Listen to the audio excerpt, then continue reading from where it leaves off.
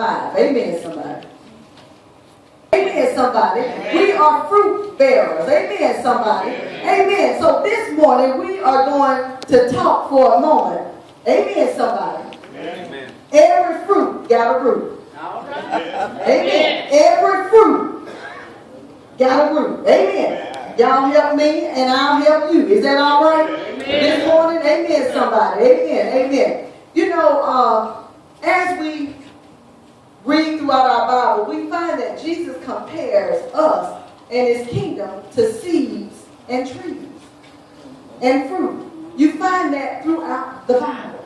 Amen, somebody. Amen. And have you ever noticed the condition of a tree and the fruit it bears? Amen, somebody. They go together. Amen. If it's an apple tree, it bears apples. If it's a peach tree, it bears peaches. Amen, somebody. There's a story in the Bible where Jesus cursed the fig tree because the fig tree was a what? Bearing figs. Amen, somebody. So God expects us to bear fruit. Amen. Come on, somebody. Oh, yeah. He expects us to bear fruit. But if the root is not right, all right, then the fruit is not right. Amen. So we got to get to the point where we understand the fruit. I'm sorry, y'all. I'm jumbling. I put my little note page up here and I can't find it. Amen, somebody. We have to get to where we understand the fruit. Amen, somebody. Y'all give me 1 minute. In Galatians 5, 22 through 23, amen, God spells out the fruits of the Spirit. And you know, everybody loved that chapter. Fruits of the Spirit: love, joy, peace, long-suffering, amen, gentleness, goodness, faithfulness, meekness, temperance, self-control. But you know, you really need to back up and go back up to 19, amen, where he talks about what the flesh reveals. Amen, somebody. Because we need to understand that the fruit that you're bearing determines what kind of tree you are. All right. It determines what you're rooted in. Amen, somebody. Amen. If you don't have any joy in your life, you got a bitter root somewhere. Amen. You ever talk to somebody and they tell you about something that happened to them and they act like it just happened yesterday? Mm-hmm. Come on now. Oh, yeah. But that thing happened about 20, 40 years ago. And every time they see the person that come back up, you know what I'm saying, they just swell back up. Amen, somebody. That's because it's rooted in their being. Do you know that there's things that happen to you in life that the devil purposely allows it to happen so it can root in your life?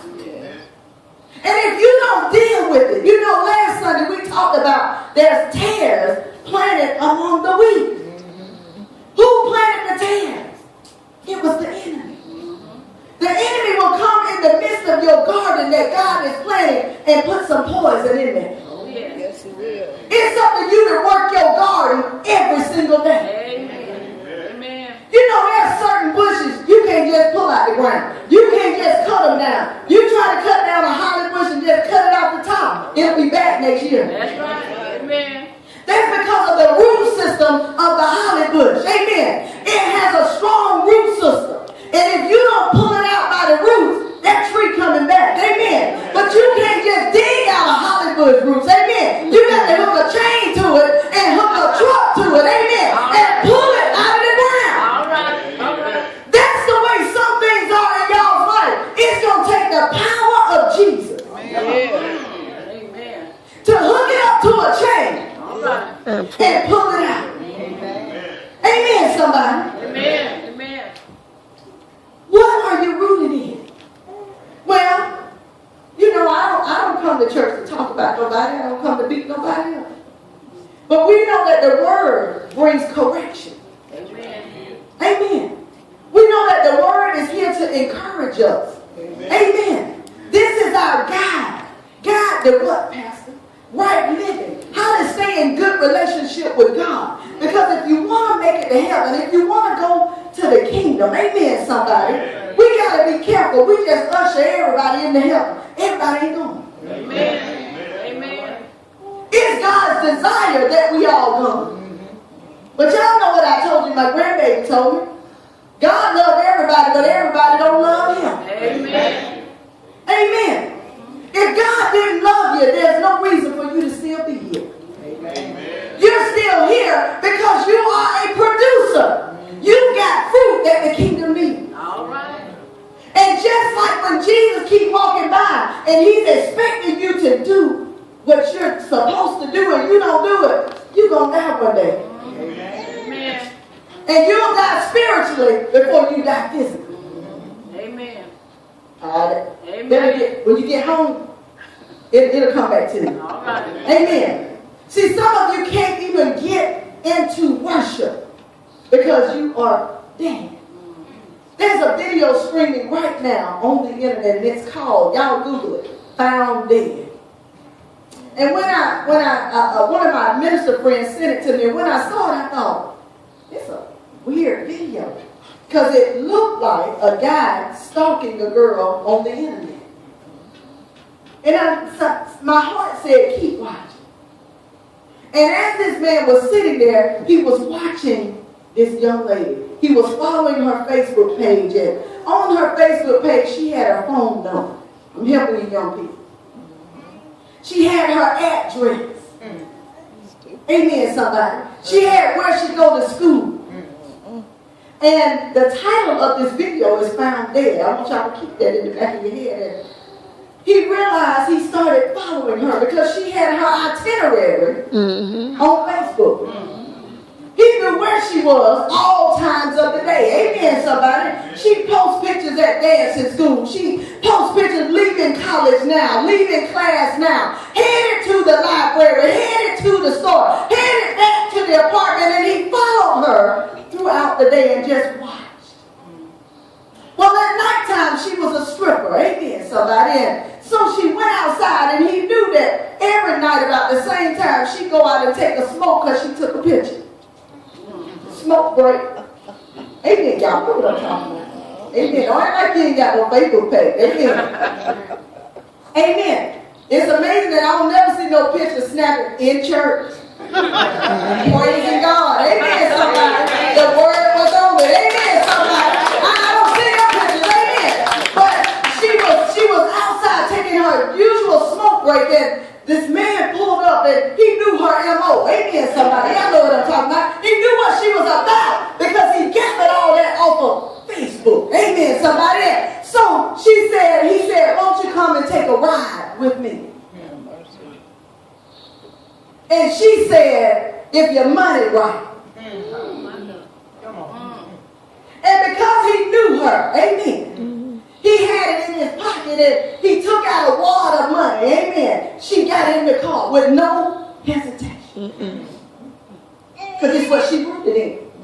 This is what she about. Making that dollar bill, y'all. Making that dollar bill. Amen, somebody. That's what she was rooted in. By any means necessary, get my bills paid. Amen, somebody. That's how she was rooted in. She got in the car with no hesitation. He didn't take her to a hotel. He took her to his house. And he sat there and he watched her as she sat there like she was at a friend's house without a care in the world. Just sitting there. He was in the kitchen with the butcher knife, standing behind her. She was sitting there filing her fingernails, going through Facebook. Amen, somebody. But this man was a minister from God. He found her dead. He paid her. He said, how much time I got? She said, depending on how much money you got. He gave her all the money he had, and she said, you got 15 minutes. And he ministered to her, and he asked her, why? What got you to this point right here? Why do you prostitute yourself? Why do you show your body for money? What got you to this point? She said, I got a child that's sick. And he's got to have surgery. And it costs $50,000. And I got to make the money. He said, where's your family? I don't have a family. My daddy left a long time ago, and my mama died when I was 7. I've been on the streets. See, we so judgmental. We think we know people. Everybody got a story. Everybody got a reason why they do what they do. Amen, somebody. And he told her the story of Jesus, and he gave her another option. Do y'all know that some people don't even have another option? He said, has anybody ever told you that you are beautiful? Has anybody ever told you your worth, your value? That you don't have to do that to make money? Has anybody ever told you that? And she sat there and wept. She said, no. Nobody's ever told me I was beautiful. Nobody's ever told me there's another way to make money. Communities and neighborhoods shape children. We need to get back to neighborhoods raising kids. You ought to do something, parents, if you see kids hanging on the corner. Tell them to go home. Amen. Amen. If you see them look like they fixing to get into no good, won't you call their parents? I see your baby over here. She with a group. He with a group. He ought not to be with. We don't want to get involved anymore. Amen, somebody. Amen. Because we don't want nobody to tell us off. Because, you know, it's a different set of parents out here now. Amen, somebody. It's tight, but it's right.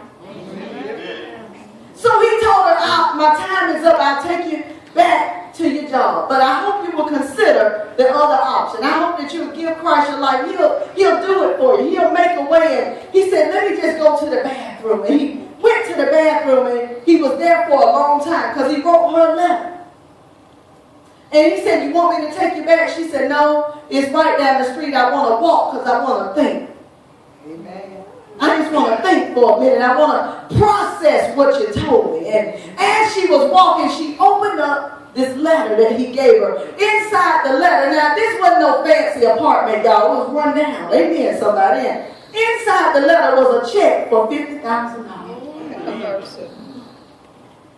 You don't know how God's going to bless you. Amen. Amen. You don't know how he's going to come. Amen. You just got to remain faithful. Amen. And in his letter, he told her, I used to be a drug user, a drug dealer. The streets had took my mind. But I met Jesus on the street. And he changed my life. And I've been saving this money since I got straight. Waiting to see what God would have me to do with it. It's my life saving. He was on a mission to give back what he had got.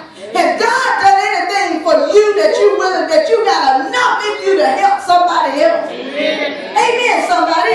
He gave her that check and she stood there and she wept. But I want you to know, he changed her life.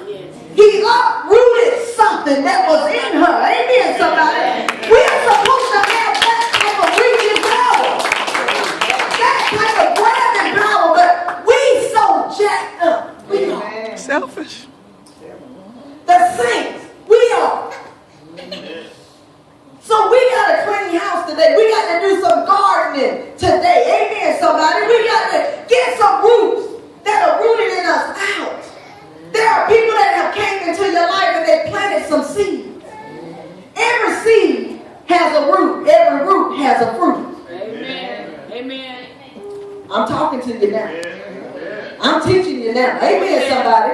Every seed has a root. Every root has a fruit. See, you think that that little thing that you do. Come on.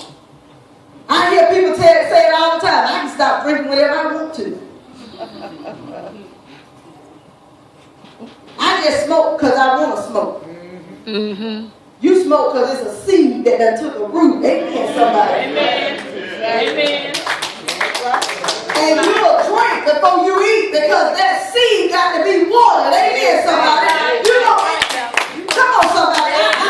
God relates us to stuff that is absolute. Amen, somebody. You can't put your spin on it. If you plant a watermelon seed, a watermelon is coming. But you know, we are the type of people we try to trick. You know, you might can get a. No, if you live in foul, your results gonna be foul. That's right. Amen.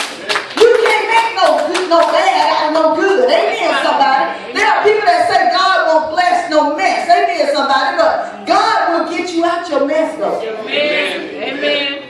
Then he'll bless